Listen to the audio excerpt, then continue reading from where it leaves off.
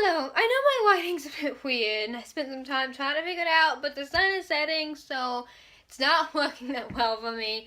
But we're just gonna go with it, and I have a nice fun little book review to do today, and that is Harry Potter and the Sorcerer's Stone. Oh yes, I finally embarked on the journey of rereading Harry Potter. I'm on the second one now.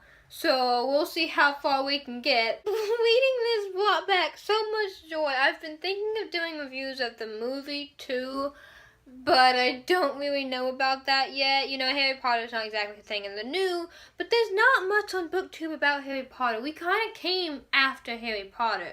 So I figured it'd be really fun to do some reviews, and plus, who doesn't want some Harry Potter?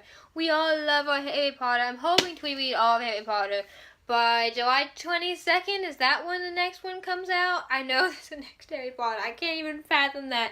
I was watching Me Before You the other day in theaters, and I saw the Fantastic Beasts trailer, and I was just like, oh my god, Harry Potter's and the Sorcerer's Stone.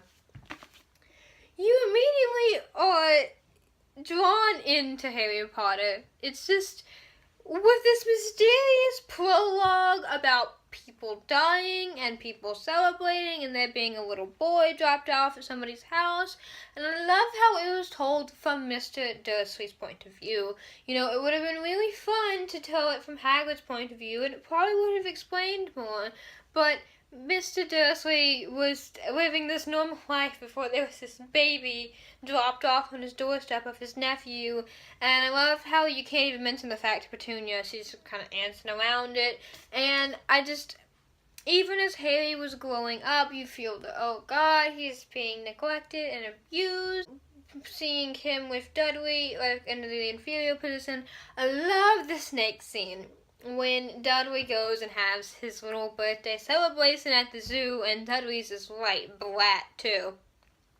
And you have the, they changed it up in the movie, I think, to make it a little bit more comical. Dudley didn't fall in the book.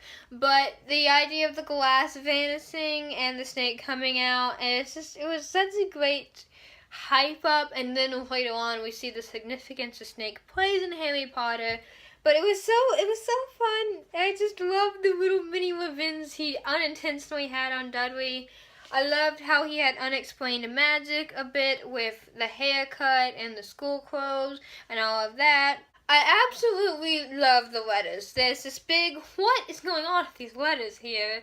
And you have Hagrid come in that night, like, you know, F y'all, you're a wizard, Harry. And if I hadn't have seen the movie, I almost wouldn't have caught the importance of the wizard, because at first you're told that, and, you know, okay, well, dude, you're insane. But imagining, like, when I was reading it, and I did imagine how Daniel Radcliffe, as a kid, had that stirring, what moment? And I think that helped me picture it more. The first movie, in my opinion, wasn't that horrendous. It was actually pretty good. It was later on things really started changing due to budget cost and money cost, I think. And the bringing of Hogwarts to life. I mean, I always had pictured Hogwarts as I was reading this. It was so beautifully well written, and the idea of moving staircases and this three-headed dog, and there's just so much magic. And I was reading it, I couldn't stop just glowing about it. I was just feeling magical reading it, and it was so many childhood memories did this bring back. The last time I read Harry Potter, guys, I think I was like 8. So I missed you. I love how he's introduced to Snape, and there's that immediate hatred for them. I love how in every Harry Potter, they always try to portray Snape as the bad guy, and he never was the bad guy. Nope.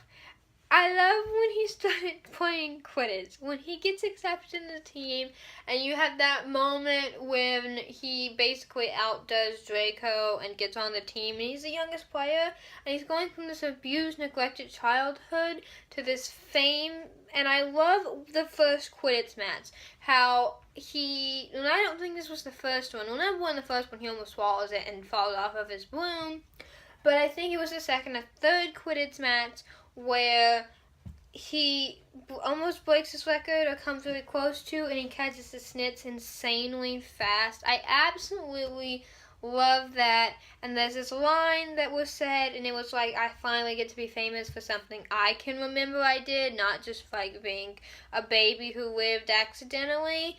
I love, they still have the mysteriousness about the parents. I love Dumbledore in this. Dumbledore's like a little loopy.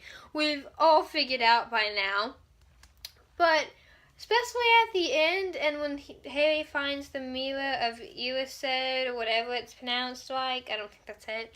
But instead of scolding him like all the teachers have done so far, his Dumbledore is very kind and almost like a stepfather figure to him. Is always how I've imagined Dumbledore. But I loved it so much. I love when he meets Ron on the train and he's becoming Prince of Ron. I love how Hermione came into the picture too. She's like this nerd brainiac. Hermione was actually the first ever smart female character I've ever really read about. And of course females have brains, but Hermione was the whole entire brains of Harry Potter, which was amazing. The troll scene when Ron and Harry saved them. Again, if the movie didn't put the idea in my head, I wouldn't have pictured it as accurately as I guess I did. And I loved Hermione's brain power. I like how they made Neville almost like he was in the club. Reading the first Harry Potter made me think that Neville was going to eventually come into play of these characters, and he didn't.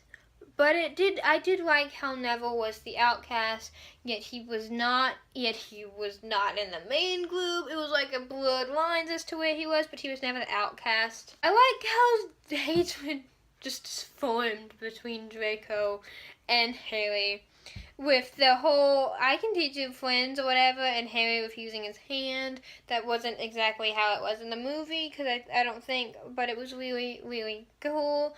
I love Hedwig. Reading about Harry buying Hedwig, or getting Hedwig, I should say. Oh, the beauty and memory that brought back. And I love how the final battle took place. When reading Harry Potter, it dawned on me that I'm reading the first one, and he's 11 here. Because immediately there's a thought in your head, like, what can an 11-year-old do? Even with magic.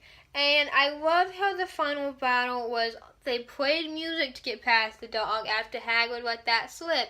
And when they fell in the devil's snare, they changed it a bit. And there was this part where Hermione is like, I need fire. And Ron's like, are you a witch or what? Set fire to it.